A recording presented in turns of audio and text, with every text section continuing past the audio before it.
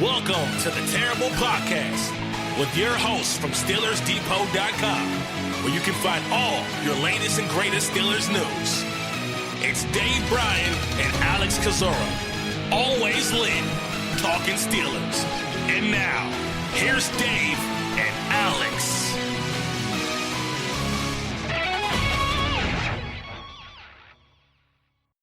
Welcome to the Terrible Podcast, Season 10, Episode 81. He's Dave Bryan, Alex Kozora, SteelersDepot.com. Thanks for being with us this Tuesday, Steelers Nation. Dave, I got great news. Ben Roethlisberger is throwing again. What a time to be alive. Boy, yeah, and look, I know people, there are major media out there saying, what's the big deal? He threw one pass. Well, it's just part of the process. And obviously the Steelers fans, that was a big deal. That's why when it posted, I think it was on Saturday, that's why there was so much attention paid to it and so much celebration because, it was only one pass. But look, at least he's back throwing the football again. And it's still going to be a part of, a long process moving forward here.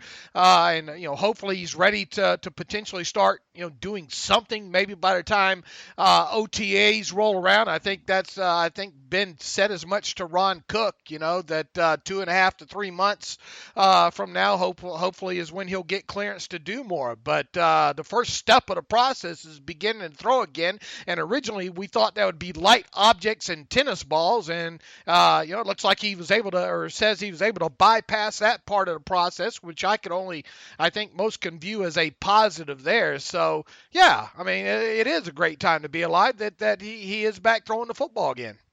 Right, and, for the national media, they're trying to downplay that. I would say, well, the national media is the one that was doing this whole doom and gloom thing of, oh, Ben, can he ever be the same? Will he ever be the same dude? And can he even recover from this injury? And now they're downplaying whenever every sign continues to be encouraging. So they got to pick a lane to stay in. But, it's one step. It's just that. And Kevin Colbert will talk about him in his comments today at the Combine, kind of reflect that. But it's obviously another encouraging sign. And so I'm really happy with the progress. If he's doing this in February, again, that puts him on track for starting to really throw during OTAs and minicamp, certainly being on track for training camp and ultimately being ready for week one. So I think he's right on schedule, possibly even ahead of it.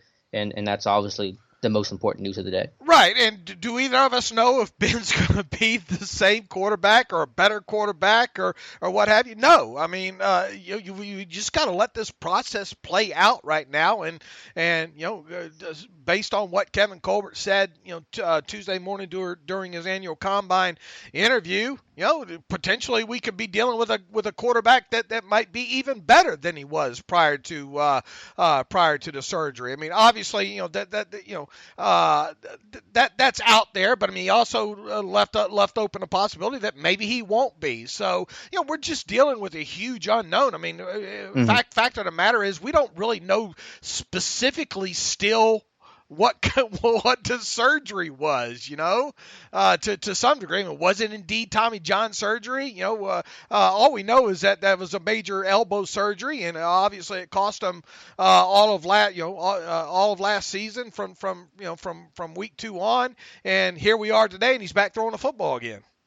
Right, and let's jump into what Colbert said, because he's talked to the media at the NFL Combine today. The Combine's kicking off. Players will begin working out on Thursday, and Colbert, again, seemed very optimistic about the whole situation with Ben and his rehab and his recovery. He said, quote, "But the thing that's excited about it is that we might have a better Ben Roethlisberger coming out of this surgery. He sat for a year, didn't have wear and tear on his body. Sure, he had significant surgery, but we're optimistic he might be better."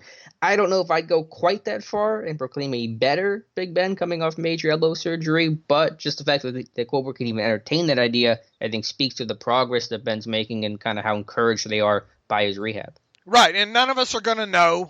We can speculate all we want to, the biggest thing now at this point is just hoping he doesn't have any kind of setback and that he stays on whatever schedule they probably have him on it right now, and, just keep our fingers crossed that come OTA time in May that he's able to do something, whatever that something is, planned or what have you. So, it's going to be a wait and see on this whole situation, but to hear Colbert talk, they don't seem worried at this stage.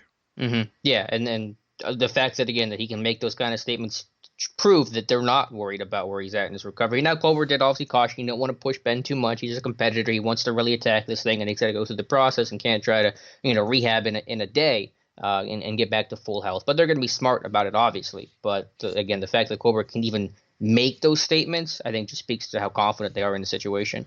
So they're not going to sign Jameis Winston or Marcus Mariota or. Is Peter King okay? Does he need help? Like, what is? I know that's not a report; that's a speculation. But like, my God, Peter King. He suggested the Steelers go after Jameis Winston. Yeah, and Adam Shine, thinking they should go after Mariota or Blake Bortles. I mean, come on. I don't know how many times they need the front office to say we're comfortable with our quarterback situation, and barring something significant happening with Ben Roethlisberger, I mean, there's just all of this stuff. I don't, they just look foolish, Yeah, and I did catch the last couple of minutes of Kevin Colbert on Steelers Nation Radio. I didn't hear the whole interview, caught the last 5 minutes, but the part I did hear was Colbert again expressing confidence in Mason Rudolph, really pointed back to that Jets game and said everything that Rudolph had been through, all the ups and downs of this season, the fact he came back in that Jets game off the bench, replacing Duck Hodges, and played well before, of course, getting hurt, kind of was that big vote of confidence that kind of showed them that he can learn from mistakes and be mentally tough and show all those intangibles that you have to have as a quarterback. So, again, Colbert yet again saying that they're confident in Rudolph, right or wrong. You can disagree with it, but they're confident in Rudolph and he's going to be the backup moving forward. And in no way am I going to compare Mason Rudolph to a guy, to a first ballot Hall of Famer coming up in Peyton Manning. But, I don't know how many people remember Peyton Manning's rookie season, but it was, and what was written at the time, it was god awful. And, 28 interceptions, I think. 25, 28. It was up there. It was up high 20. And once again, I'm not trying to compare the two, but I mean, we just have a small. Obviously, it wasn't overly positive when it came to Mason Rudolph's time played last season. But man, let's give the guy a little bit more rope here to deal with here.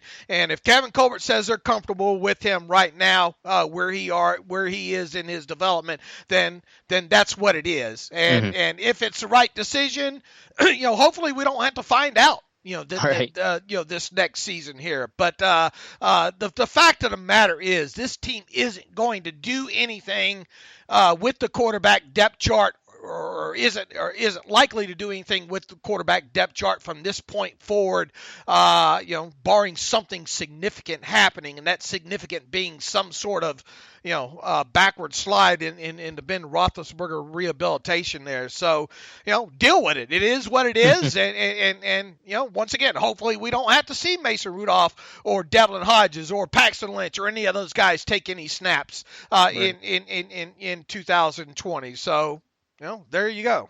Yeah, and while I'm not quite as confident openly as Colbert seems to be, the fact is that Rudolph went through basically what I would consider a rookie year for himself in terms of first year playing, wasn't expected to be the starter coming in off the bench middle of the season. It's not like he's even the starter going into camp, and you kind of know that you're the guy and you're preparing and the team's preparing in that way. And he took his lumps, which is common for a lot of quarterbacks. As you said, Manning, again, we're not going to compare Mason Rudolph to Peyton Manning, but just the realization that young quarterbacks can struggle out of the gate, and that's normal. And we'll just have to see what his progression is and how he bounces back from that. Obviously, 2020 and how he does in the preseason, the camp's going to be really critical for being able to prove that team's confidence in him. But that's the confidence. Again, right or wrong, doesn't matter. As you said, that is the reality. Right. Other things Colbert said, he talked about the running back position, and again, just kind of echoing past statements he's made over the last month or so, again, expressing confidence in both Benny Snell and James Conner and kind of the running back group as it exists today. He says, quote, Benny Snell had a nice season for us as a rookie. James Conner had an unfortunate season. What we tried to emphasize to James was this year. The previous year, you were one of the best in the league, and we know you're still a young, ascending player. We want you to get back to where you were in 2018. The injuries happened. They were acute injuries that weren't avoidable, and it happened. He has to work through it, and we're confident in James because we know what he did in 2018, but we're also hopeful that he can find that again in 2020. So again, could that be him just trying to be, say what he has to say? Maybe, but he's really gone out of his way to express that confidence in James Conner. And this isn't the first time this offseason he said that either. If you were to read or go, take into or provide context a little bit for actual words that Colbert has said so far this offseason, at no point do you have belief that the team will spend an early round draft pick on a running back, right? I think the chances are really remote. I think if you're going to do it, you're going to do it early with a day 2 pick. There's no point in using a 4th round pick on a running back or 6th, 7th round pick on a running back. But I think the chances, while they're higher than quarterback, but I think the chances are still remoter than taking a running back really high in the draft. I agree as well, too. If they were going to take one, I would expect it to be after the 3rd round, and at that point, why?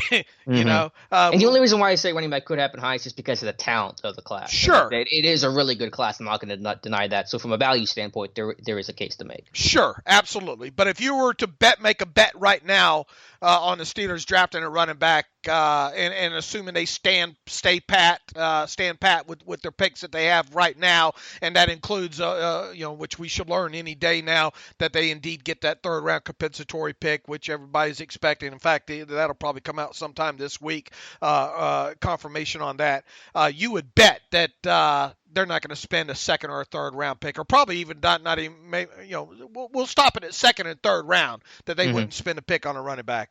Correct. I would heavily bet against the idea. I would as well too. Now, obviously, he's not going to come right out and say we're not going to draft a running back. Sure.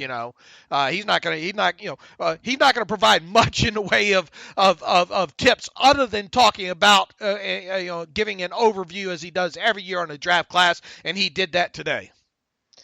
Yeah, he went through the overall strengths and weaknesses of the class, and he's usually fairly honest about an assessment of the group. He says, quote, "This class is coming together, what we know right now, and it reflects on modern football. The wide receivers and running backs are strong. It's an unusually strong class for outside linebackers. We've gone through it a few times and still feel that way. In the offensive tackles, it's a very strong draft as well." So 3 of those 4 don't surprise me. The fact that he said wide receiver, running back, and offensive tackles are strong, that's universally been accepted. The one that did surprise me a little bit was his praise of the outside linebacker group.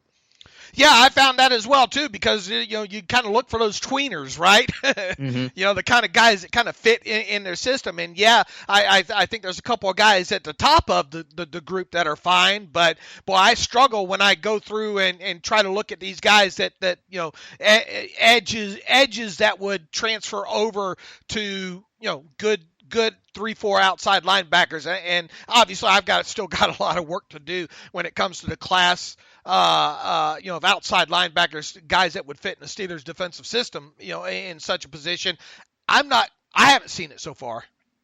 Yeah, I mean, there are obviously some names. I like Josh Uche a lot more than you, for example, and Darrell Taylor from Tennessee didn't do a whole lot at the Senior Bowl, but someone that's always kind of been interesting. I mean, there are some names out there. I would not have expected Colbert to call it an unusually strong class for the edge group. And so I think it is possible, even working on the assumptions they will tag Bud Dupree, that they will still draft an outside linebacker, not high, but sometime on day 3, just knowing that Dupree's long-term future is still up in the air, and obviously Chicolo is very likely to be cut, and you don't know what you really have in the Daney. It's kind of been a bit of a disappointment, and then Tuzar Skipper, you may add some competition to that group. So based on those comments alone, I'm thinking about edge a little bit more, somewhere late day 3 in my next mock draft. And maybe he's throwing that out there as a little bit of, a little leverage game? Yeah, maybe a little. Yeah, maybe I need to pull out my tinfoil hat for that a little bit. But, he was obviously asked about Bud Dupree and a potential tagging him, and, gave the company line, look, the tag's available to us. If we decide to use it, we'll use it.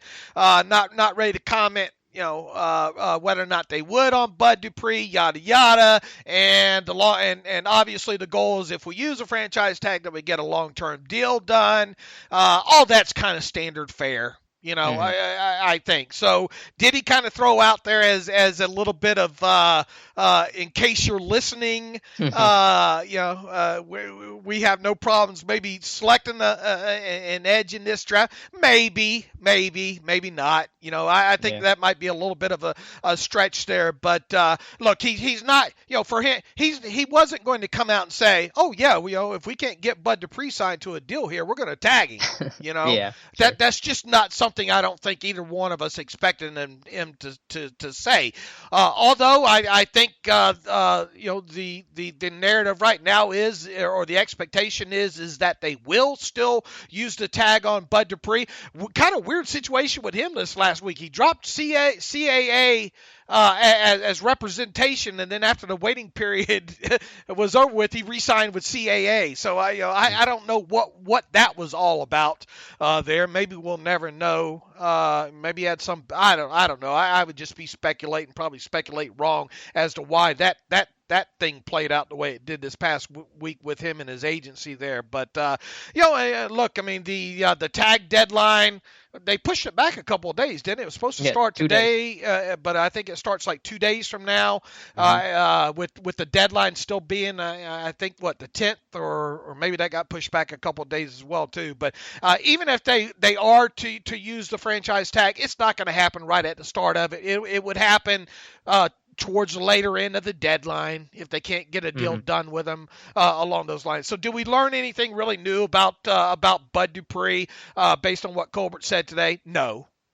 Yeah, not at all. They pushed the tag start and end day, so it's going to start on the 27th now instead of today, and it'll end 2 days later, so that's March 12th. Generally, the Steelers, when they put the tag on, they'll put it a couple days before the deadline, so maybe around the 10th or the 9th or somewhere around there, you can expect the tag, assuming it's used on Bud Dupree. So that's a situation there. I still expect Dupree to get tagged, but again, there is a case, if you tag him and you can't get a long-term deal done, and by the way, Colbert said when they tag a player, they generally do that with the intention and the hope of getting a long-term deal done. But if they can't, then, who's going to be your starting linebacker a year from now? Could you have this conversation where you're trying to look for a Bud Dupree replacement just because can you get Watt and Dupree both done? Sure, it's possible, but it's going to cost a whole heck of a lot of money. So I think that edge is in play on day 3. And obviously, if they don't wind up getting a deal done with Dupree, and if they don't wind up putting the franchise tag on him, then mock drafts are going to probably change.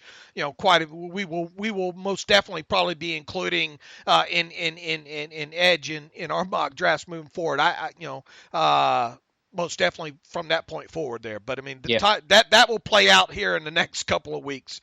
It's already the 25th, man. I mean, we're less than a month away from the start of the new league year at this point here. So things are going to start moving. We're going to have a lot of answers, I think, to some pre-draft questions here in the next 2 or 3 weeks.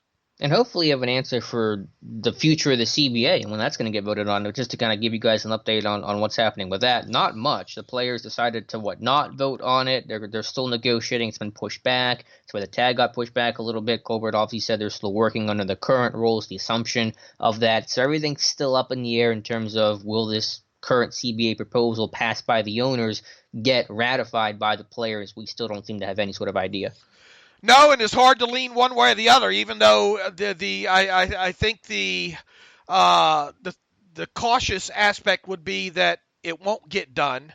I'm leaning no still. I'm still in the unlikely. Because of look, I mean, you saw some of these players speak out on Twitter initially when that proposal was released last week and all. And so, look, I think because of the tag deadline, because as of right now, in the way the current CBA is worded. These teams need to know whether or not they can use both a franchise and transition tag, this year, because with it being next year being uncapped, that's the current rules is that teams will be able to use both the franchise and the transition tag. Obviously, that would change if they were to get a new CBA. I think that they'll need to know by the end of this week or in the next couple of days whether or not they're going to have a new CBA in place and how it would play into 2020, because teams need to be able to start making some hard, firm decisions here when it comes to the start of the new league year. So if you don't have a new CBA in place by the end of this week at the combine, it's hard to imagine that something would fall into place after that, and then the rules have to change, because once again, teams have got to know what they can do with this, with the tags and probably several other elements related to 30% rule and things along those lines. So unless if something doesn't get done in the next couple of days, it's hard to imagine that they won't. That they will get something done, period. Right. Yeah, I totally agree. The deadline's really coming up quickly. Teams have to be able to have some time to know what the changes are and be able to react and plan accordingly. So, again, not much of an update, unfortunately. Hopefully we'll have something for you potentially by Friday. Anything else Colbert said in his media rounds that caught your attention? He didn't say anything about the tight end class, did he?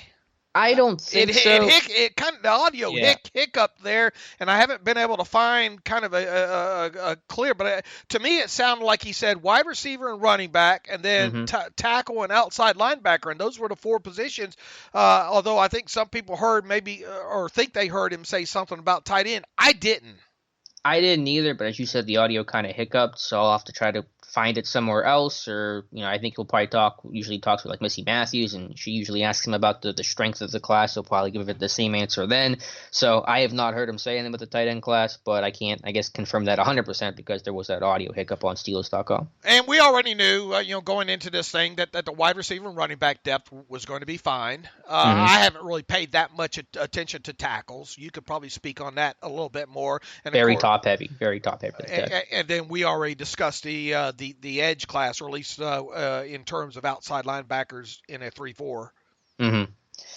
Yeah, so that was really it for Colbert. Again, I think he's got some more media rounds to make, so maybe we'll get some more information out on Steelers Depot a little bit later today. So that's really it for that. But, of course, we're talking Combine. It's Combine week. Players will start working out in terms of running and all that on Thursday. Again, everything's shifting to prime time. 8 p.m. I think is when these things kick off. I don't know exactly how the schedule is gonna function this year, but we had some weigh-ins yesterday. The quarterbacks, wide receivers, and tight ends weighed in. We'll start with the tight ends because that's obviously a position we've talked about a lot. And Dave, I've talked a lot about Thaddeus Moss and his potential to become a Pittsburgh Steeler, and those odds took quite a hit yesterday. We knew he was not going to be a huge guy, but weighed in at 6'1", 6'1 and 7/8", 250 with sub 32-inch arms. That does not spell and speak Pittsburgh Steeler to me. Yeah, look, I mean, right after the national championship game, there was this huge buzz about him. And look, he had a great national championship game. There's no two ways about it. But he was one of the first players that I immediately jumped in, and this was even before him announcing that he was going to declare for the draft and forego his next season and all like that.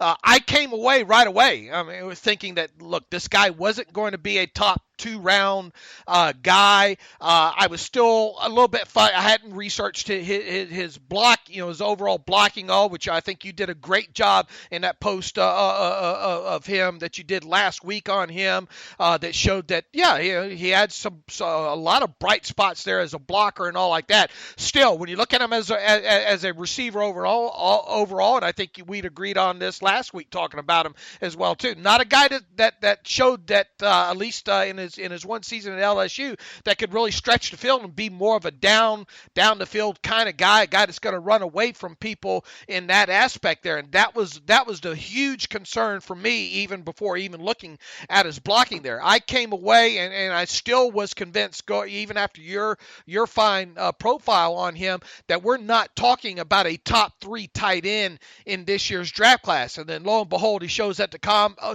the combine at 6. We'll go ahead and give him the benefit of the doubt, 6'2". But that arm length is a little bit of a concern there, and the speculation, and it's only speculation, we'll find out in the next couple of days, is that he's not going to run all that great either. Yeah, I mean, I never expected him to run well to begin with. I mean, my hope is like a 4.75, but I've heard some people say 4.8s for him, which would really, I mean, with the issues with his size, he was listed at 6'3", so I figured he'd come in around 6'2 3/4, around 6'3", maybe a little 6'3 1/8, but to be under 6'2", I mean, the precedent of just tight ends in general that are under 6'2" to be drafted high is pretty small, and certainly in Pittsburgh.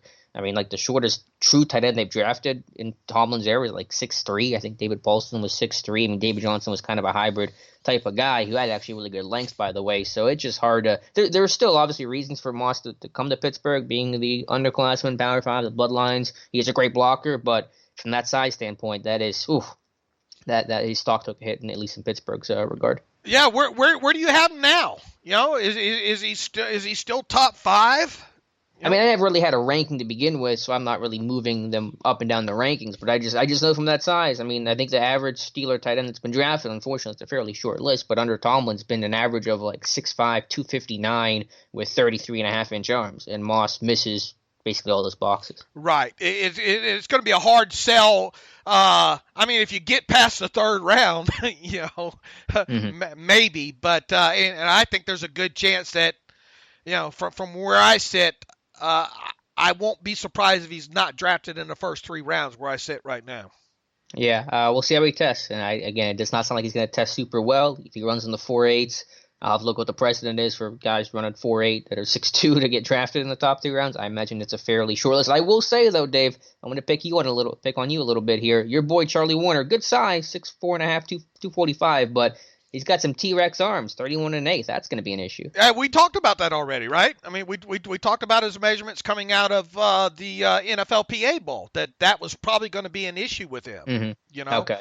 Yeah. I mean, that's one strike against him. Look, if you're gonna call him T-Rex, then you better call Harrison Bryant out of Florida Atlantic. 30 and 5/8 inch. Now, look, but look, I mean, I was already under the impression that we're dealing with a day 3 guy. Mm-hmm. Sure. Yeah. All right. So it's not. I don't know what we're picking on there when it comes to Warner. Because I already accepted the fact that coming out of, his measurements coming out of the NFLPA Bowl, that he was going to have a little bit shorter arms there. But I mean, the rest of them, we'll see what he runs. Look, here's the thing: if you're going to have them shorter arms like that, and having kind of the weightlifting background that he is or has at Georgia, Warner better lift that bar up. Quite a few times. That 225, I'm expecting him to do, 20. He better do more than 20, I'll tell you that. But if he wants to help his draft stock, he'll put it up around 23, 24 times on the bench there, and it would behoove him to run well. As well, and I don't have a sense of whether he will or not, because look, this is a guy. People say, well, why would a guy like him slip? Why did a guy like George Kittle slip? They just didn't have the receiving production there, and we've talked about that as well too. So no, did I clutch my pearls when looking at Charlie Warner's measurements? Absolutely not. But I still stand by the fact I think he is a sleeper late round tight end in this year's draft class. Yeah, no, I totally hear you. I just think with him as profiling as kind of a blocking first and second type of player, with that lack of length, is going to hurt him. And at least in Pittsburgh, I mean, here are the arm lengths of the tight ends they drafted. We don't have an arm length for Matt Space, but I imagine they were pretty long. Zach Gentry was 34 1/8. Jesse James was 33. Rob Blanchflower 33 3/4. David Paulson 32 3/4. And David Johnson, I believe this is accurate, 33 3/4. And so basically the benchmark is around 33 inches, and to be under that significantly, I think at least in terms of trying to project it, while possible, because it's day 3 and some of the rules get thrown out the window, it is going to be a bit of a tough sell, I think. All right, when you look at the rest of these, and look, should we be heavily evaluating these guys based on what they measured in at the combine? No, but it happens. It's part of the puzzle. It is part, especially as an outsider YouTube scouter. It does happen. I mean, look, there's always been there's already been a lot of talk about Joe Burrow and his hand size and all like that. But I think from a sheer, I think it's already starting to back up a little bit of things that we've seen prior to this when it comes to this tight end draft class. Me personally, I think your top 2 right now at the tight end position heading into this draft are Adam Troutman out of Dayton. No surprise there. And the Purdue kid, Bryson Hopkins, who you're a little bit higher on as well too. I think those guys are 1, 2. I think the kid Hunter Bryant out of Washington is right there, sorta, but measuring at 6'2" and 2/8. I mean, that's not that much taller than Moss. Now, Hunter Bryant should run well. Okay, yeah. He's got that in going for him, and plus for him kind of being a little undersized height wise, he does have 32-inch arms, which kind of helps his cause. Now, I don't know what you've seen on Hunter Bryant going back on some tape there. You don't see a lot of blocking going on with him. He really more of a flex guy. Now, he did line up occasionally in the backfield that way, but now I haven't seen too much on him really blocking out of that aspect of it as well too. So is he number 3, number 4? Maybe. And then of course another the Cole Kmet out of Notre Dame, an underclassman has some nice measurables there. But even so, as an underclassman, kind of hard. It's hard enough for tight ends to come in and make an impact right out of the chute anyway, right? and especially when you're dealing with one at the tight end position. But even so, I think Cole Kmet's probably top 5, right around in there. When you look at Harrison Bryant, another guy, I think the deeper you get into this film, you see a little bit of blocking going on there, but boy, 30 and 5/8 inch arms. That's not gonna. Those are the shortest arms of the tight ends, isn't it? Yeah, and the dude's basically 6'5". I mean, it's not like he's 6'1". I mean, he's 6'5" with that length is really surprising, really underwhelming. Like I said earlier, the kind of benchmark is roughly 6'5", 259, 33-inch arms. The guys that kind of fit that the best, just on a pure measurable paper standpoint, is Cole Kmet, who weighed in really well, 6'5" and 3/4, 262, 33-inch arms, 10.5 hands, and Albert OK from Missouri, 6'5 and a half, 258, 34 and an eighth inch arms, 10 1/4 hands. So just from a pure size standpoint, those guys really kind of fit the prototypical Pittsburgh Steelers tight end. And Albert O and Jared Pickney, though, we'll see how they run. I'm not expecting them to set any records or anything like that. Those guys are more mid-round guys. Yeah.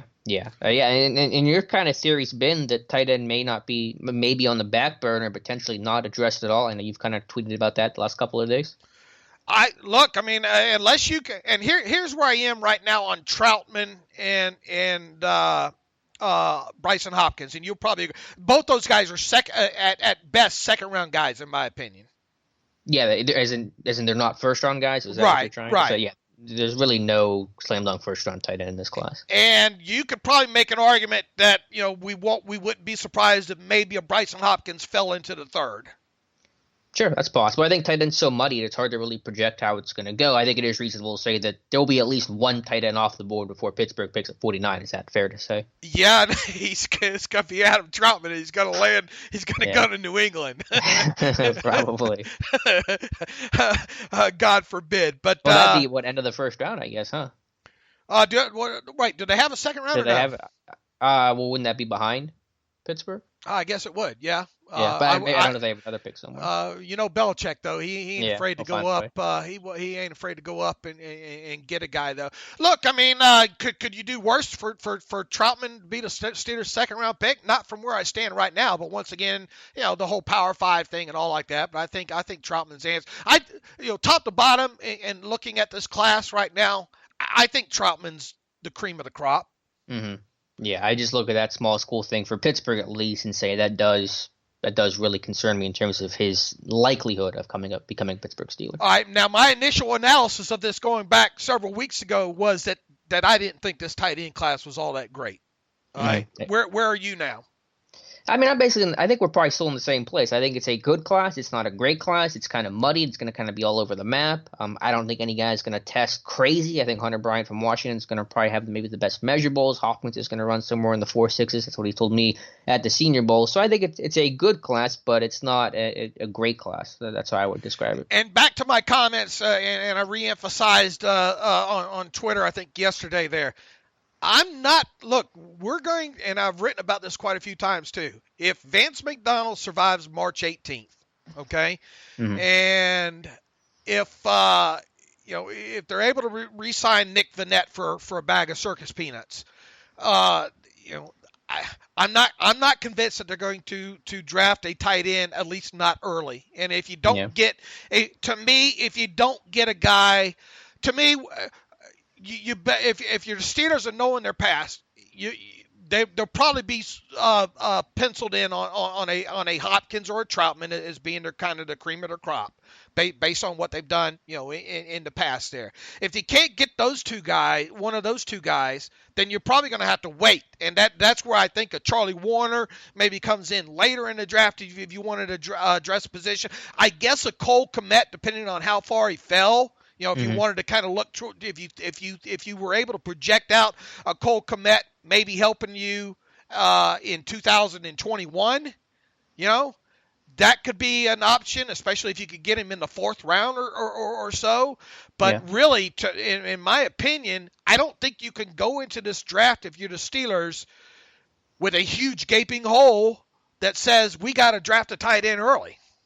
Of course, and that's why they're going to at least have one of McDonald or Vannett. But I think I think it's possible if they do those things, they pick up McDonald's option, they re-sign Burnett for a cheap 1-year, 2-year deal, then it's possible they wait on a tight end, don't address it at all. But I think that would be a massive mistake because you got to start building a long-term plan at this position. You can't just keep going year to year and try to find free agents, try to trade for guys like they did with Ladarius Green, try to do with Vance McDonald. You got to start, like who is your long-term tight end on this roster right now? Who's the guy that's going to be here 2 years from now?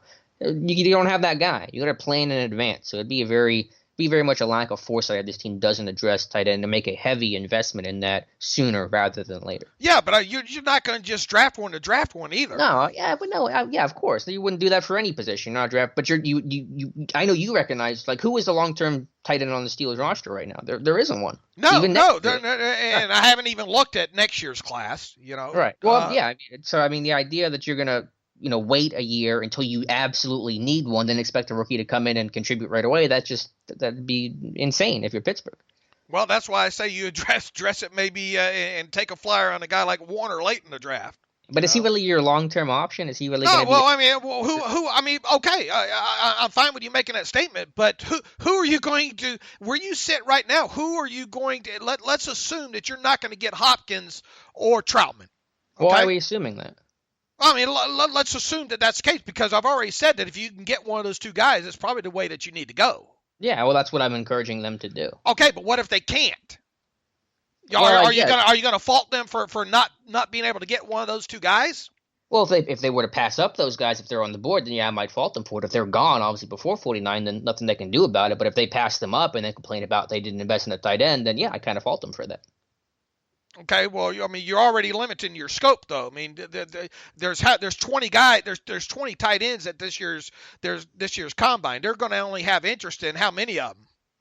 Well, I'm not limiting the scope. You just said Hopkins or Troutman. It could be Cole Kmet, who I've heard mixed reviews on. It could be Alberto. It could be Colby Parkinson from Stanford. I'm just saying is that I just recognize that the long-term need for tight end is there. They have not made an investment in tight end in the longest times in terms of draft capital, and they got to change that sooner rather than later because there is no future of the tight end on the roster right now. You could be sitting here as early as this time next year saying we need a tight end desperately. We don't have anything. And that's going to really put yourself in a bad spot. Yeah, but you're misunderstanding what I'm saying. I'm not saying that the position is not important, but I'm not just going to overdraft a guy either because I admit it. This class is not great. Yeah, no, I said it. It's not a great class, but I think there are long-term options, and I think if they miss out on that and they have an opportunity to address that and they don't, I think that's a mistake. That's all. Yeah, but I don't think the long-term options are good long-term options there once you get past the top couple there. Yeah, well, that's why I'm encouraging them. I think that's why I said if you can, I know you can't force it, but I think if you can draft a tight end day 2 with that second or third round comp pick, you really have to take a long look at that. Well, that's my approach. You better hope Hopkins or Troutman's there. Yeah, well, I think there's a good chance Hopkins will be there at 49. Just projecting it out now, that's my guess. Okay, well, they would have to grab him probably in the second round there with that pick then. Yeah, and I'd have no problem with that personally. Okay. I think I really like Bryson Hopkins to become a Pittsburgh Steeler. Yeah, I did a contextualization on him I think last night, and the drops are concerning. Yeah, would you say 4 out of the 40? I think. Yeah, and that was were they bad clear? Yeah, they weren't good. Okay. And I think if you look at the Penn State game, I didn't contextualize those, but if you go looking deeper at some of his tape, he's got a drop problem. Yeah. No, hey, they traded for Vance. He had a drop problem, Right. But yeah, I agree. And also, the Vance ain't the long-term solution either. Right. Well, when they traded for him a couple years ago, he was the guy, and he, his hands aren't the best in the world. But look, I've made it clear. I think it's Troutman and then Hopkins are the top of this class, and you're probably not going to disagree with me now that Moss has weighed in and all. Yeah. What do you think Troutman's going to run? You have any idea what he might run? Because I don't. He's kind of a big guy, but here's the difference. What I've seen on tape with him, as opposed to some of these other guys, look, Hunter Bryant did a good job of getting open downfield and those kind of things. But you go back to some of the drills and stuff that Troutman did at the Senior Bowl. Of this group of tight ends, he's the best at being able to step on defenders' feet and still get the separation. And he's obviously has got a nice long build to him and be able to make contested catches and be able to work in traffic. But even so, I think he's really set himself apart in being able to get into defenders and working against defenders. And you got to be able to do that at the NFL level. And he sticks out head and shoulders above a guy like Bryson Hopkins, a guy like Hunter Bryant. I still got to dive a little bit deeper into Cole Kmet and all, but Cole Kmet to me is still like kind of top 5 guy, but I don't view Cole Kmet right now as being a this year guy. Right. Yeah, that's fair. I think Trotman's a guy that isn't going to blow anyone away at the combine, but you just watch the tape, and this guy can make plays as a receiver. So I think he might run, I don't know, 4.68, 4.7, maybe around there, because he's a big guy. But I think when you look at the tape, you say this guy can be an asset as a receiver. And I think Charlie, it's a limited selection, obviously, but Charlie Warner's got some good stuff. As far as pass catching and being able to get open down the field. The problem once again with him is going to be, is he draftable? I mean, he's going to be if he gets drafted, it's going to be 6th or 7th round. I think he's draftable, and I think honestly he could still go higher than maybe even what you're saying, just because there aren't a lot of good blocking tight ends in college football, and those that are get valued pretty highly. But you still wouldn't view him as a future. No, not as a number 1 long-term kind of guy. As a number 2 blocking type, yeah, I think there's certainly value in that. All right. Now draw. Okay, you drew the line on him. Draw the line. Where's the line drawn on this group of tight ends at the combine, where you say, okay, well, the Steelers, if they can get this guy, that's a good chance at having a long-term solution here. Well, I think Hopkins is certainly at the top of the list. Well, I mean, we've established that Trotman and Hopkins are acceptable. Yeah, I don't have a clear line of who is on the cusp of the starter long term and who isn't. I still have some time to try to create those rankings, but I think Warner, I think it's safe to say, is on the outside of that, and guys like Hopkins and Trotman, potentially Kmet, Alberto, even the UCLA kid, potentially are closer towards having the upside to being a long term prospect as a number 1 tight end. Don't be surprised if they don't address the tight end position, is all I'm saying. Yeah, that's possible. I totally understand what you're saying, but I think if Pittsburgh fails to do that, man, it's going to be a big mistake because they're missing the long-term issues at the position. Okay. All right, at wide receiver, which is just a stupidly good class of receivers this year. I think there's 55 of them at the combine alone, and I mean some really good. I mean, they're going to be some really good undrafted talent with how strong this class is. Any kind of initial players stick out to you from a measurable standpoint? I know there's word that Brian Edwards will not work out at the combine. Unfortunate for him, missed out on the Senior Bowl too. But man, this receiver class is just crazy good. What was the question? Would anything stick out to you from a measurable standpoint? Any receivers that impressed or didn't impress in terms of how they weighed in? Yes. Look, this is a good group. And from where I'm sitting right now as part of this process, I'm not going to be shocked at all if wide receivers to pick in the second round there. I think it's safe. Some of these guys that'll potentially be on the board.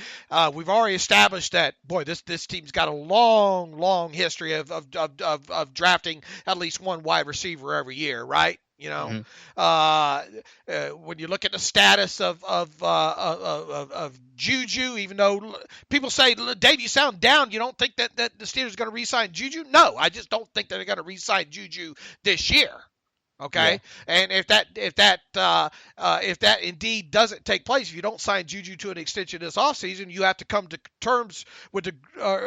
grip with the terms that you either have to use you'll probably have to use a franchise tag on him to retain him at least, through next offseason there. So no, I'm not saying that they won't get Juju locked up long term, but you have to be prepared, And look, I mean, James Washington's, there's no reason to think that he's going to tank and that he's going to only get better. Obviously, Deontay Johnson had a good season, but you need more in today's having more of a skill position at wide receiver is always better. And I think push comes to shove, assuming they stay put with their picks where they are right now, assuming this tight end class if they don't get one of the two in either Troutman or Hopkins at tight end in that second round, I think it's a fine spot to get one of these wide receivers. I've already made my love known for Justin Jefferson, who I will be shocked if they don't meet with him at the combine. Really excited to see the numbers that he puts up here in Indianapolis. Obviously, you were way on top of Mims right from the get-go. Denzel Mims out of Baylor. He should have a fantastic combine. Obviously, they're not going to have shots at a couple of these top kids. Right. The Alabama kids and who else is going to be off the board? Lamb, he going to go off early. Obviously Buggs you would expect probably be from Alabama to be gone. We'll see I have to take a deeper dive into Michael Pittman out of USC, but that obviously could be an option early, right? Early sometime in the draft there. The kid out of Clemson, T. Higgins should test really well. I think this week. KJ Hamler out of Penn State could be another one. And who was the other one I just recently? Talking about tight end. What do you think about? I hate to kind of change the subject here real quick in mid-form here, but Chase Claypool showed up a little bit heavier at the combine. We'll see what he says in his interview today, but it seems like he's open to kind of making a move to tight end. Now, what's your view on these kind of projected move guys? Guys switching positions. Yeah, on the surface, boy, he'd make a heck of a great flex tight end. But I mean, how's this guy going to be as an all-around tight end though?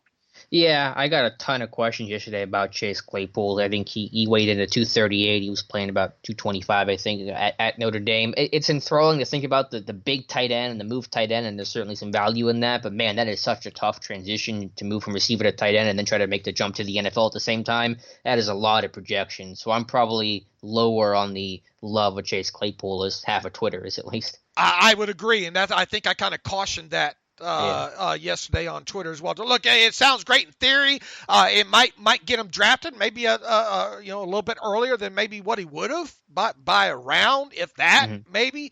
But look, I did an early contextualization on him. He's impressive, as a receiver, but he's one of those bigger, wide receivers. So look, I think it's great that he's making a move. Who was the other kid that I just contextualized? The SMU? No, not the. Jalen Rieger is another one I think that's going to be top 3 round kind of guy that might be. And there was a report already on Tuesday morning that the Steelers met with him at the combine. That's not overly surprising there. So look, Van Jefferson is a guy I already looked at Florida. I think that could be on the Steelers' radar as well too. This is a good class, and there's going to be more than one I think that the Steelers would have interest in when they pick in the second round. That I would not be surprised one bit. And I think leading that list from where I kind of think the boards are now, I would lean towards a Denzel Mims or a Jefferson.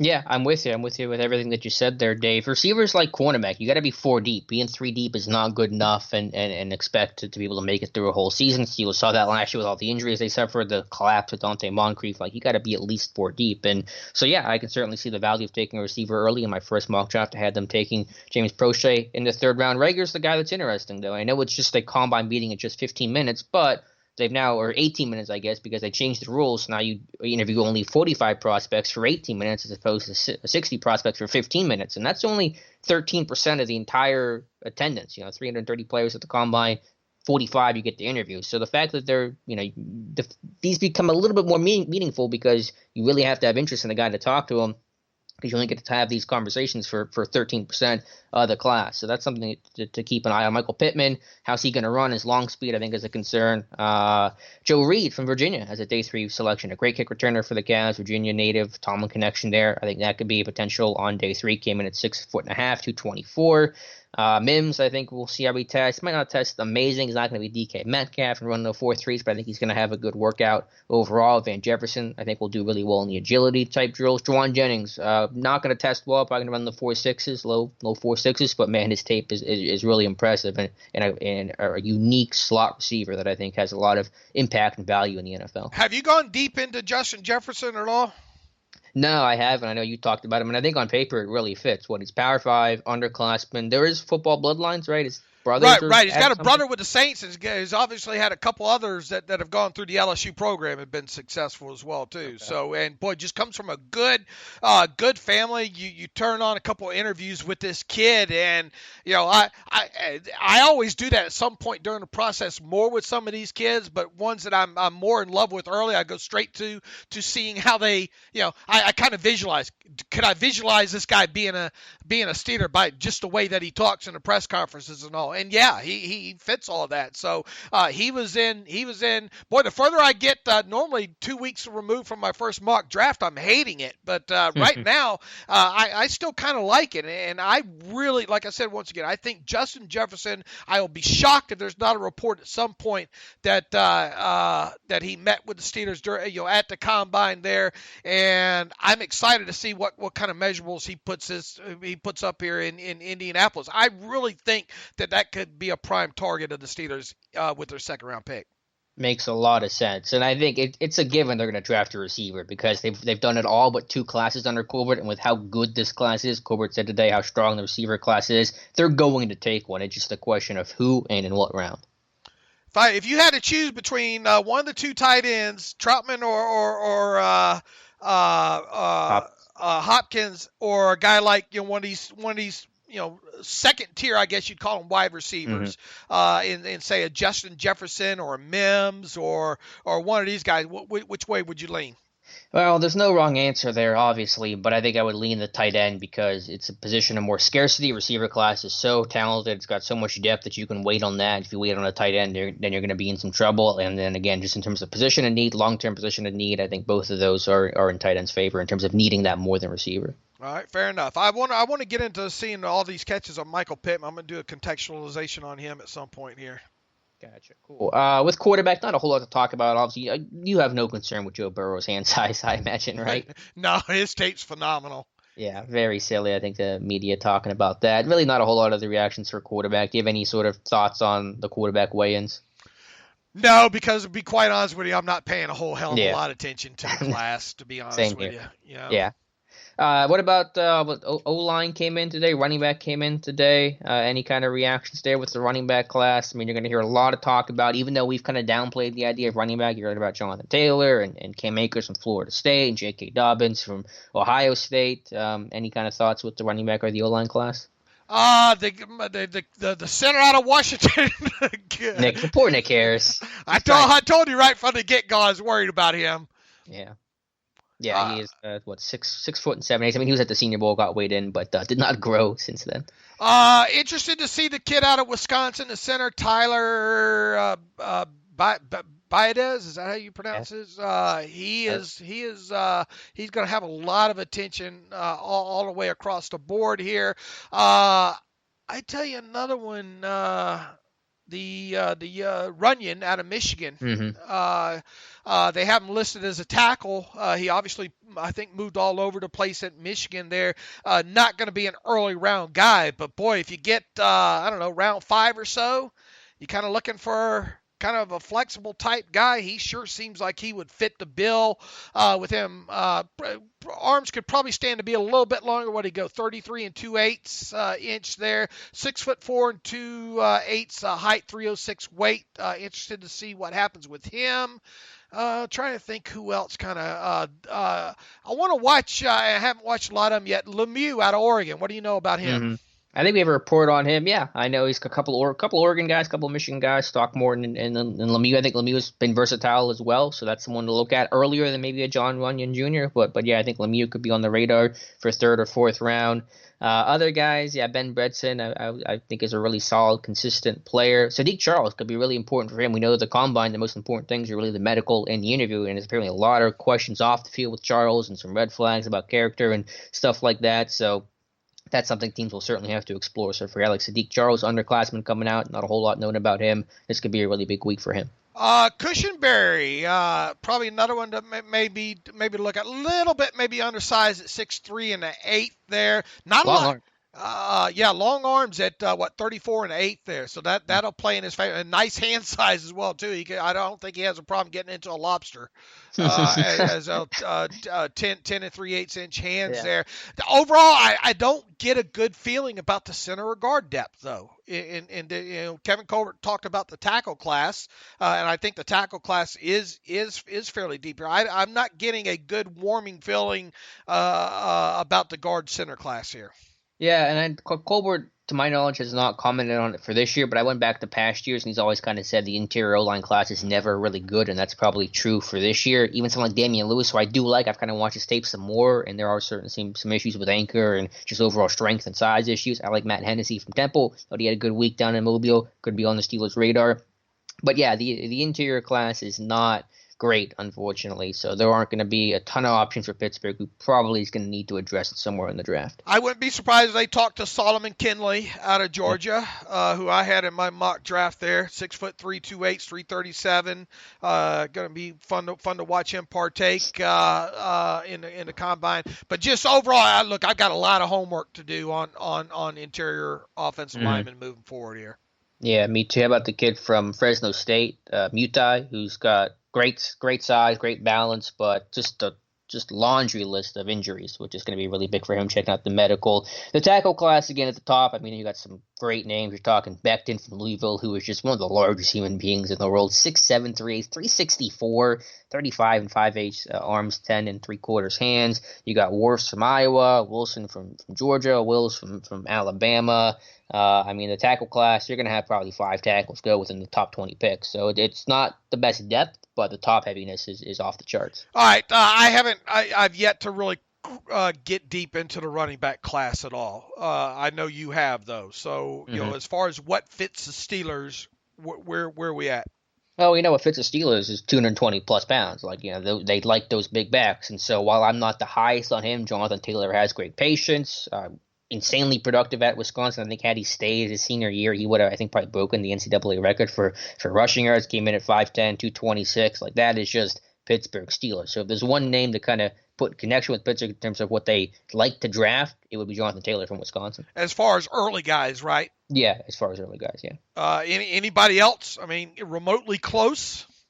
Well, there's guys that are interesting. I prefer a guy that's a little more explosive, a J.K. Dobbins from Ohio State. The Clemson kid, Etney, is he not listed? Why am I not seeing his name at the combine? Is he not there? I'll have to check that. But Cam Akers from Florida State. And then in terms of later round guys, and I'm going to struggle with the pronunciation here, but Siwo Aluna from TCU has gotten some Le'Veon Bell comparisons too. 6'2" and 5'8", 232, and that footwork king that I know works out with a lot of these NFL players has really been singing his praises for how well he's going to test and perform. So that kid from TCU as a day 3 selection should maybe be on the radar a little bit. All right. I think that was about it. It's a really strong running back class, so I don't want to totally discount the chances of them taking one just because the value might be too tough to ignore, but I think we're both in that camp of if they're going to take one, you're going to take one early because taking one late just really isn't going to help you in any sort of meaningful way. And that's where I am on the tight ends. Yeah.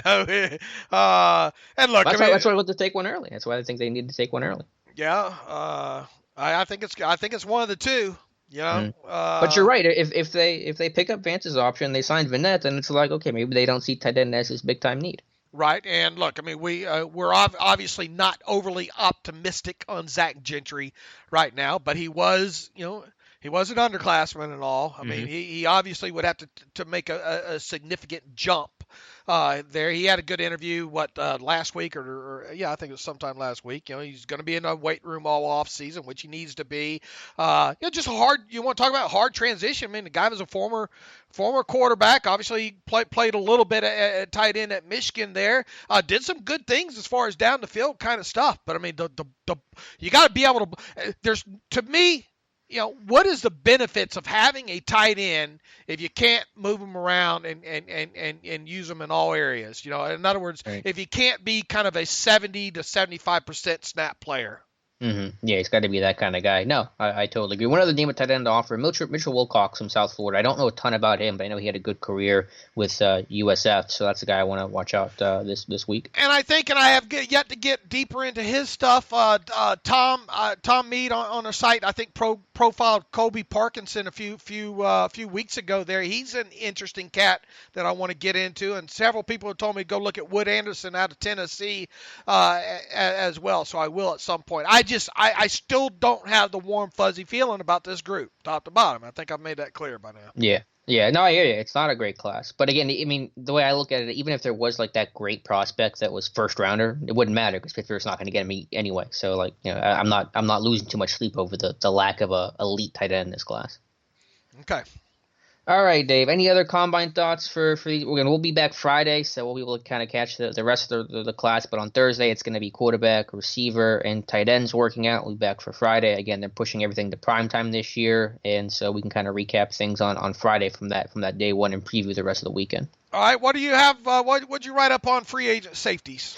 Yeah, I started my free agent wish list. It'll come out every once a week. Maybe I don't know exactly how it's going to go. I'm kind of breaking it up by position just to kind of spread things out a little bit. 6 safeties that are pending free agents that I think make sense in Pittsburgh from a need standpoint and most importantly from a cost and cap standpoint. And I'm not saying they have to sign any of these guys or all these guys. I mean, it's all going to depend. Some guys are going to get re-signed and all that stuff. But I think just realistic options on the table. I think safety depth is one of those underrated needs for Pittsburgh. There's nothing behind Minka and Edmonds right now, so they have to address it in the draft or free agency or potentially even both. So I'll go through a couple names here. Jeff Heath from Dallas, who I've talked about a bunch of times, got a lot of experience, under 30, which we know is really important for Pittsburgh, signing free agents under 30 years old. It's tough, a box guy, special teamer, just a really well-respected player.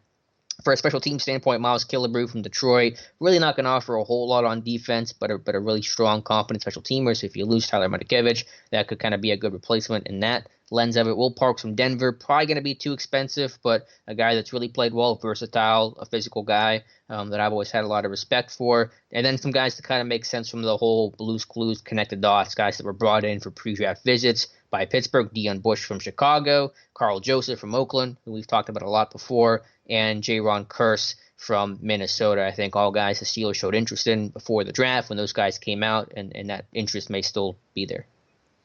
All right, all these kids, well, I mean, I know guys like Joseph under 30, Bush under 30, all these guys under 30, well under 30?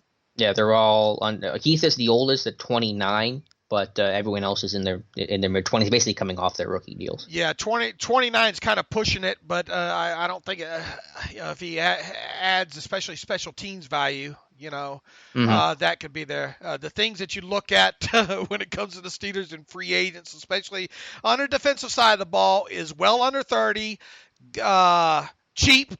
Very cheap. And can play some special teams.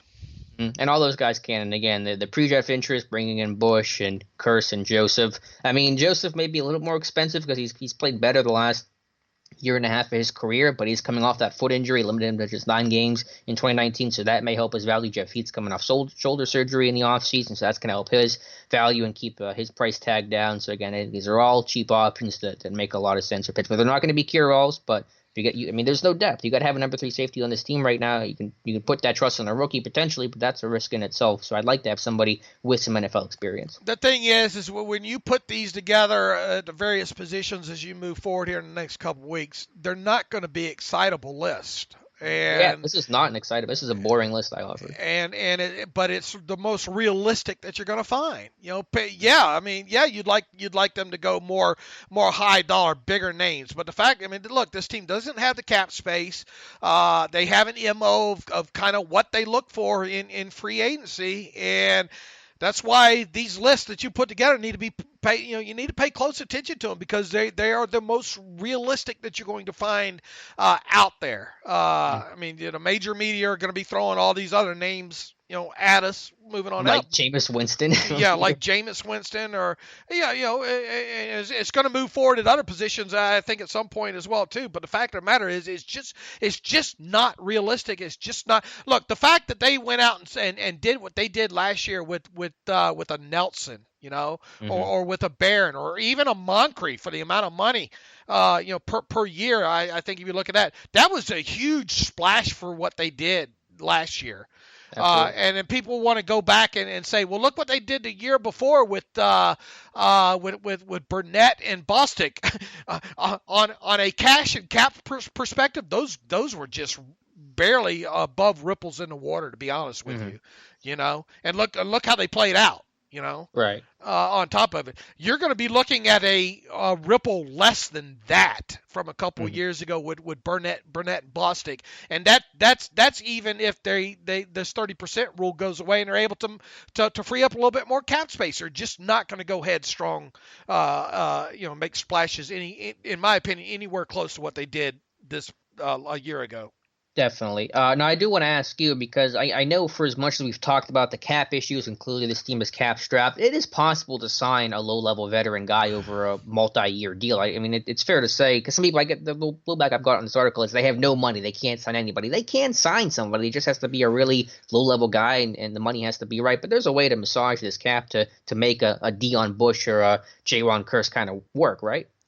Yeah, I mean, for especially their minimum value guys. I mean, give me a price that you're talking about $1 million a year average, 1.4 or something like that, 1.5. You're not going to sign a backup safety for more than $1.5 million, right? Yeah, I mean, I don't have an exact number on it, but if you had to sign somebody for an average of $2.5 million over 3 years or something like that, I mean, you could make that money work if you really wanted to. Correct. Right, because look, you're looking at even if you gave, let's say you gave $2 million signing bonus over 3 years, right? Right. And then a minimum base salary. I mean, your cap number in year one is not going to be all that high. And then of course you look at roster, displacement and rule of 51, which is about a $500,000 salary. You could make something like that. I wouldn't go much more than a $2 million per year guy, Sure. And of course that $2 million per year would have to be at least a 2-year deal, Yeah, that's what I'm just trying to say. If you do a multi-year, 2-3 years, you can make it so that cap hit in year one is basically the minimum, essentially, with a bit of a bonus proration as well. I think you can make that work under the cap. Yeah, I think you're looking at something that maybe $1.25 million probably being your max cap hit. You're not going to have a lot of room to do much of anything, unless this rule of 51 goes away and then they decide they want to go all out and restructuring some contracts to free up even more, But even then, look, I mean, the big concern here right now is just getting the things that you want to get done, and that includes tagging Bud Dupree, issuing your second round tenders out to like your Hiltons and your filers, and then still being able to low level tender a guy like Banner, and heck, we haven't even gotten to the potential maybe re-signing a Finney. Which, I mean, if they got any extra room whatsoever via the restructure process, they're more apt to re-sign their own than they are outside guys anyway. Yeah.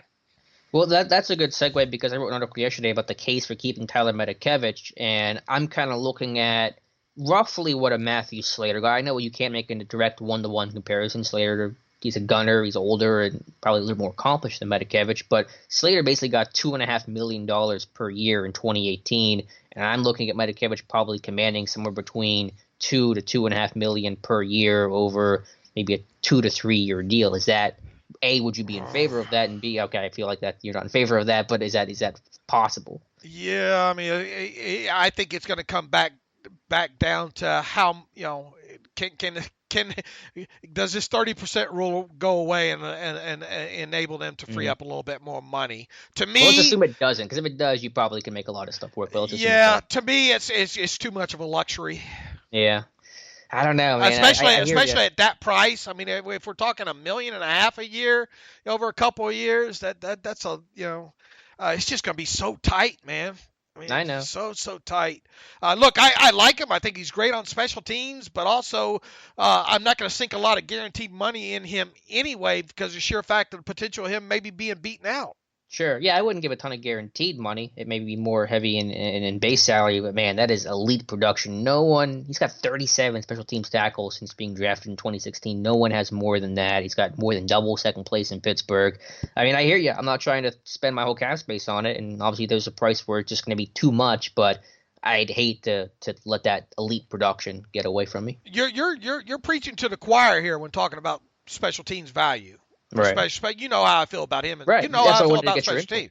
Sure. But he's just, man, trying to get this puzzle to fit right now with all the stuff that they need to do salary cap wise. It's gonna be tough. Yeah, I mean, like 2 years at 4.5, 5 million, backloaded to Well, 2021. you got right now. You got 30% rule to deal with too. So, Yeah, we'll backload it to the max of that 30%. I mean, whatever that number would be. Well, I mean that's tough because you're looking at whatever his this year's salary is.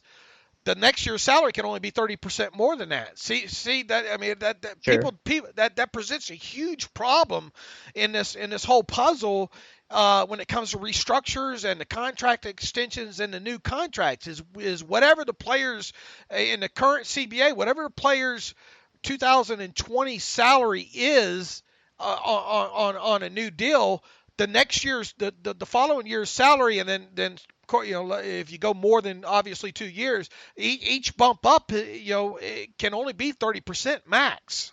Mm-hmm. So that's what makes it tough to quote unquote backload these deals or whatnot. Right. I mean, I don't mean to do the math right now, but if you did a hypothetical 2-year, $5 million deal, and you gave like $1 million in signing bonus, what would the base salaries have to be to make it work? Okay. In year 1 and 2? What's the total what's the average yearly value you want to give him? Let's just assume a 2-year, $5 million contract with a $1 million signing bonus. All right. So you want to pay him $5 million over 2 years, right? Correct. Average $2.5 million per year. All right. He's going to want cash flow up front, so that means he's going to want at least $2 million to be earned in year one. Well, I have a $1 million signing bonus, and then his base salary in year 1. Does that get you there? I think maybe. Yeah. I mean, I'll have to map it up. Yeah, but I mean, then you're looking at a cap hit of what? I'm trying to go. Yeah, I don't have the math here. Yeah, I mean, $2 million cap hit, and then I mean, the roster replacement $500,000. So you're looking at using $1.5 million cap space. That's a lot from where I sit right now. Yeah, I hear you, but I mean, I don't know how it's going to go, and obviously it's really, really difficult with the lack of cap space and this 30% rule and the CBA not being done yet. But I'd hate to see him go. And could you live with that? I'm sure. I mean, you can live. I mean, Spillane played well, and you got UG3, and you can try to find somebody. But just being that four-phase, trusted guy, I mean, I just don't want to assume that you can just plug in somebody and replace him because I don't think you can.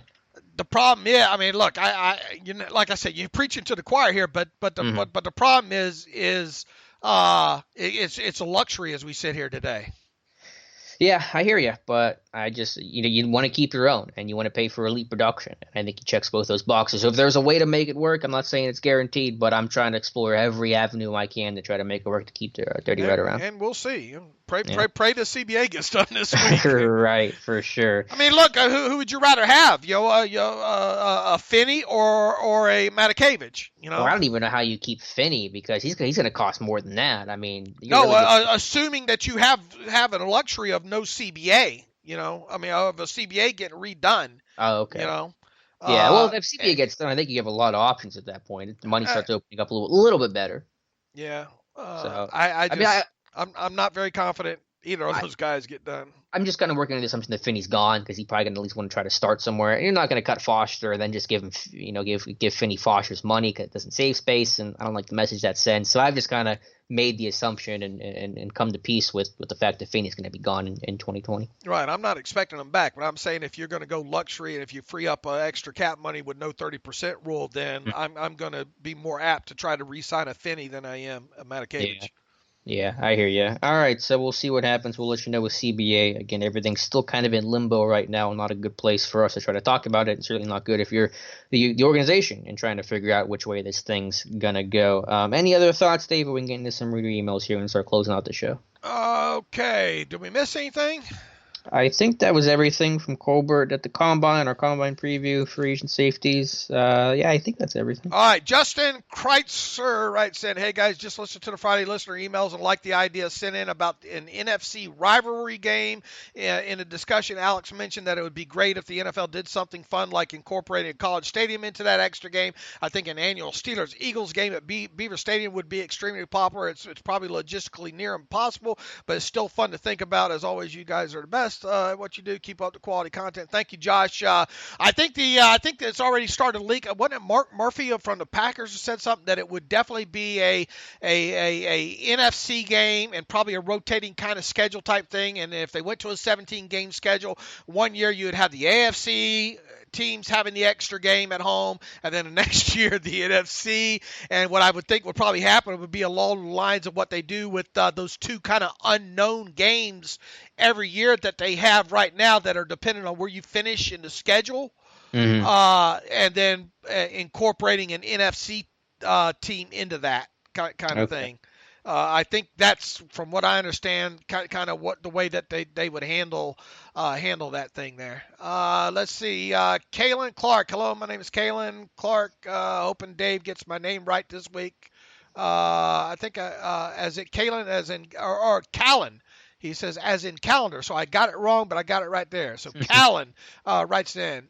Quick scouting question. Which position do you guys think are the easiest and hardest to scout in college or NFL? If lack of film was not an issue, what position has the most intriguing, interesting film personally for both of you guys? Thanks for all your hard work you guys do daily. You want to go first? That's a good question. I really like trench play. I like the O-line and D-line. I like learning about it, and just the All-22 really helps you so much in opening up the window into evaluating those guys. So I really like getting to watch the trench guys. Yeah, especially if you got an end zone view. And boy, that over-the-top view from the Senior Bowl. Oh, Lord, can you imagine if we started getting over-the-top views, you know? Right. That would be absolutely great. Look, I mean, I love tight end and edge. I always have. Even without the prop having all 22 access on, so I think you can really learn a lot because those guys, tight ends, obviously normally on the end of the line of scrimmage are out blocking in space. Now having the all 22 view will help you, obviously, out in routes and stuff like that. But tight ends and edges have always been my favorites to evaluate. Yeah, and the way this draft is going, we might be able to evaluate two of those selections in the draft. Let's see here. Chris Lookhart writes in, hey, fellas, I was curious. If the Steelers go with a tight end later in the draft like Dave has suggested, I think the Steelers might go wide receiver early just to pile up the offensive weapons to help Big Ben. What round do you see KJ Hamler from Penn State going, and do you think the Steelers may go that direction if they keep Vance? Keep up the good work. P.S. Dave, okay, yeah, that's good. I don't have a great projection for Hamler, maybe somewhere on day 2. It's so tough to figure out because this wide receiver class is so deep. And with Pittsburgh, he's just a little on the small side for me. I mean, 5'8", 5'8.5", 178. I know Deontay Johnson was small, but I don't think he was that small. So that's kind of my guess on Hamler, sometime mid day 2. Could they go receiver early? Yeah, as Dave outlined, I think, it's possible. And my focus would be on helping out middle of the field. Like I said, middle of the field production was so poor last year. And yes, you get Vance back potentially and Juju healthier, but I really want a presence to the middle of the field. So finding a slot receiver, finding that tight end could really kind of help complete this offense. Yeah, I haven't looked a ton at Hamler outside of, he's another one that I want to do contextualization on and all like that. I would, from what I know, I'd just be guessing kind of a round 4 guy, maybe round 5 guy. I guess you're about the same on him, right? Because this is a deep class, man. I mean, so I obviously have to look at him a little bit more. But look, I think I made it clear, Chris, early in the podcast, I wouldn't be surprised if Steelers go wide receiver, early in this draft. That would be where my betting money is right now with that second round pick or with that third round compensatory pick as soon as they get that on the board here as well too. So yeah, I mean I'll tell you this, I'll be shocked if they don't draft a wide receiver this year. Yeah, I think that's 100% they will. It's just a question, like I said earlier, of who and where it's going to be. Blake Literal writes in, hey, it's Blake Literal. Just wanted to throw out my mock draft. This based off of current players' rankings and where they're supposed to fall. Tell me what you think. He's got Terrell Lewis, the edge out of Alabama. What do you know about Terrell Lewis, Alex? He's got some injury concerns. He's a bigger guy. I know that NFL.com's mocked him. If they lose Dupree, then, I mean, yeah, edge is going to certainly come into play. And, Colbert spoke pretty highly of the class today. But if they have Dupree, then they may take an edge later. But I think taking one that high is going to be a tough sell. I mean, he doesn't have the rounds list here. I'm assuming he's thinking Lewis in the second round. He's got Harrison Bryant, the tight end out of Florida Atlantic, in the third. Uh-oh. I can't sign off on that. I'm sorry. Yeah. Maybe a couple rounds later, but I don't think he's going to. Someone's going to take a shot at him in probably that third or fourth round, right? Fifth. Probably around there. But again, the lack of length. I mean, he looked like a good blocker at the Senior Bowl, man. That lack of length really hurts him for Pittsburgh. Damian Lewis, the guard out of LSU in the fourth round. That would make some sense, right? Mm-hmm. I like that pick. I mean, like I thought he had a great week at the Senior Bowl. I thought his tape was maybe a little bit rougher than that week in Mobile, but hey, that pick makes sense. He's got rounding his mock draft out Leke Fotu, the defensive tackle. He's out of Utah, right? Yeah. He's the one that wasn't able to do something at the combine because of what was it, knee or something, or calf, or maybe it was a calf strain or something like that. He's a big boy though, isn't he? Mm-hmm. Yeah, it's kind of more of a classic plugger, but that's fifth round at that point or whatever it is. So at that point that makes sense to address nose tackle in that way. Then he's got a couple guys I don't know anything about. Jacob Phillips, the linebacker, and Ben Victor, the wide receiver. I don't. I think somebody sent me this mock draft, so I did see it. I think Victor's a bigger guy. Ohio State, right? I think. Yeah, that sounds right. Okay, you didn't have colleges on there? No, I don't. Okay. Let me look and see what he's listed here. I think he's a bigger guy. Ohio State, 6'3", 6'8", 198. Yeah, a ton. Ohio State just seems to be just a factory with these guys, with KJ Hill, Paris Campbell last year. Yeah, I don't know a ton about really either of those late round guys, so we'll see. Are either of them at the combine? I know Victor is. Victor is, yeah, and then Phillips was he from Miami? I don't remember where. LSU. Okay, so don't have a whole lot of feedback there, but that's a decent mock draft overall. Though Lewis, again, that would be very dependent on them losing Bud Dupree. BJ Pugh writes in, how much will it take to get a live stream of Steelers Depot team during the draft? BJ, it's just so hard because we got to write these things up, and hey, we want to pay it. I don't work well having to watch something and multitask that way, so it's just so hard for us to do a live stream on any kind of event there. So, probably not going to happen, BJ, because we're constantly just trying to watch the draft and then write the stuff up accordingly afterwards. I mean, it gets busy in a hurry. I don't know, maybe first round because the Steelers don't have a pick, but even then, I'm not that up on it. Yeah, man, it's a good point for first round, maybe this year. But you're right, it is tough because we want to be focused on the work and all that. So we'll see. We'll keep it in mind, though, especially for day one of the draft. All right, Tyler Aldridge writes in, hi, Dave and Alex. Tight ends normally take longer to adjust to the NFL than other positions. Given that fact, it's always been my opinion that tight ends should be taken in free agency and not drafted. And, boy, I'm glad hey, Heath Miller turned out all right. In addition, the Steelers are in win-now mode and can't wait for a tight end to develop. During the past season, there were rumors of both O.J. Howard and David Njoku being on the trade block. It was said that Tampa wanted a first for O.J. Howard, but they didn't get that offer because of that, because they're both underutilized. I think it's possible that we could get one of them for our second-round pick. In my opinion, not only were they both better coming out of college than anyone in this draft, but because of them having 3 years in the NFL, they're just about to hit their stride and they're developed. Yes, I know money is a factor, but they are still on their rookie deals and have fifth-year options, so we could get them pretty cheap for next 2 years, which is the Steelers' winning window. Also, with the CBA or cap space, shouldn't be as big of an issue as it seems as of now. I think they both be better investments than guys like Hunter Henry because they're close to his level but cheaper and less injury prone. And Joko had some injuries this past year, didn't he?